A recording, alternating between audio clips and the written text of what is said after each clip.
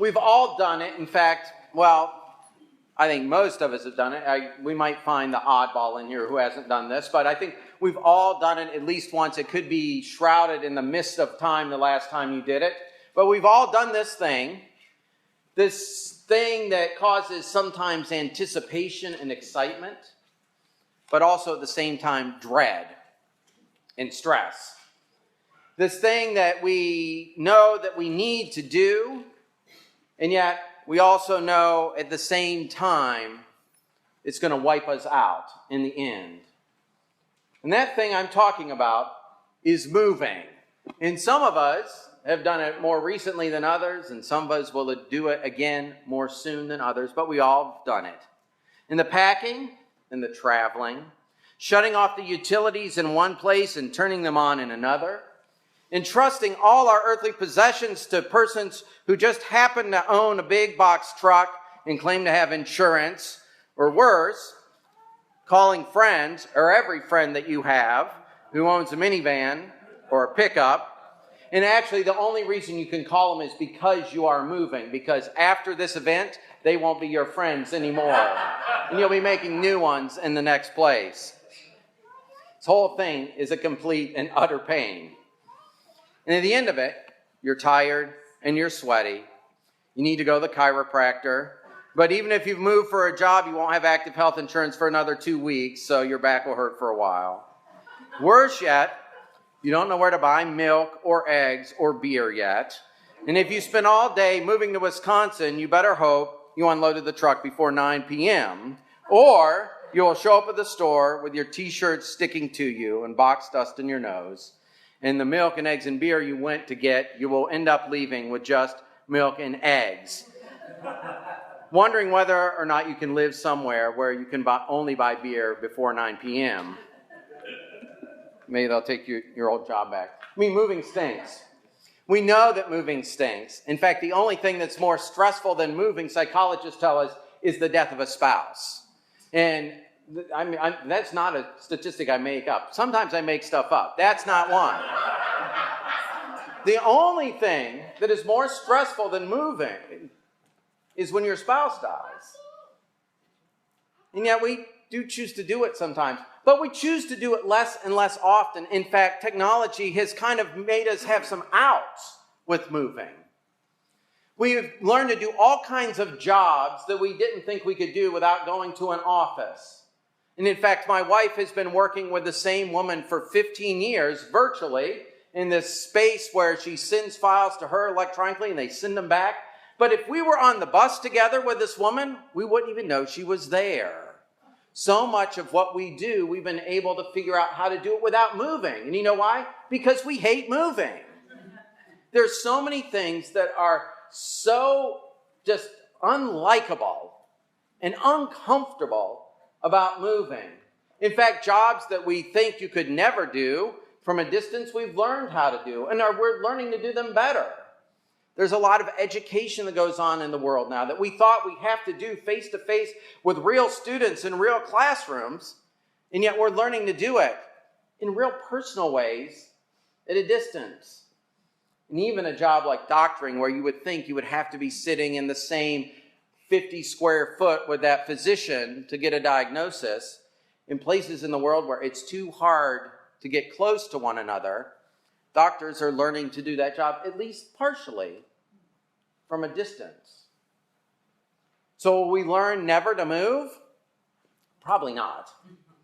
Because there are still jobs, there are still things you can only do when you're right there with the person. And those are the things where we really have to fire up our senses to be there.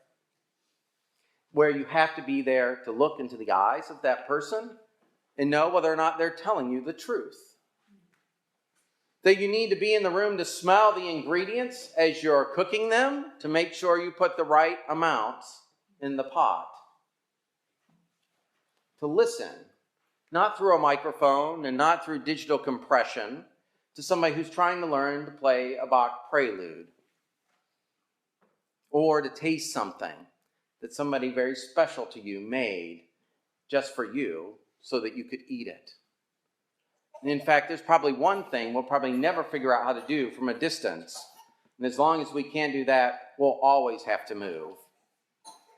And that is to touch another person, to give them a hug, or give them a kiss, or hold their hand, or pat them on the shoulder.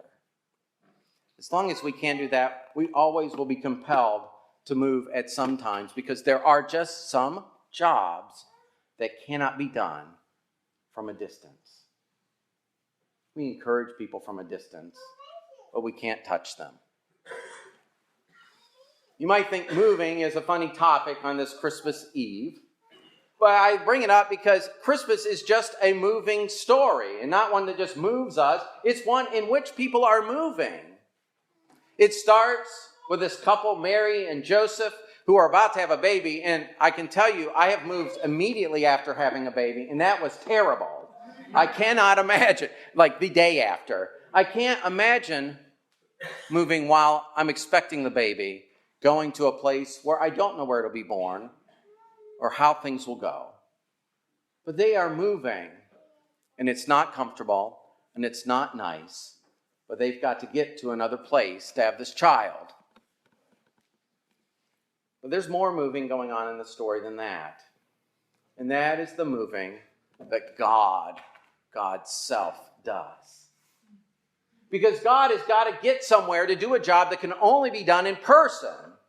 And he picks this child, this baby, this Jesus of Nazareth to do that, to be that presence, to be somewhere he has to be. And he gives up a lot to do that. We don't imagine Jesus just came to be some kind of Superman. He didn't get here with superpowers. I know he heals people in the stories, and I know he feeds people miraculously, but he didn't come here flying and bulletproof and all of this stuff. He came as a child, and that takes a lot to give up. And every time you move, you give stuff up. And God gave up a lot. God gave up being the creator of the universe to be a helpless, fragile, prone to disease human baby. God had to move because there was a job that only God could do, and the only way God was going to do it was to be in the space with that other person. Mostly because God wanted to touch us and to hug us and to show us he loved us in a way that only having a material self could do. Now that's a great story, but the reason we tell great stories in the Christian faith is because that's all we've got.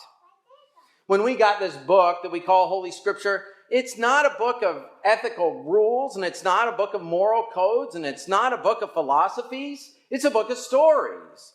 And the stories that are told, the stories of God interacting with his creation, are the only ones we have.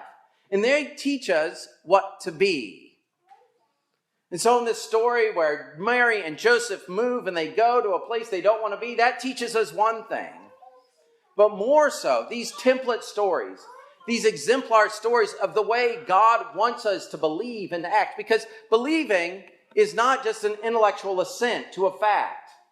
Believing means that you own something so much you will do it yourself. And God is calling us to be with other people the way that God wanted to be with us. In a real, physical way. Where we can touch and taste and smell and hear and see others. And it takes moving to do that.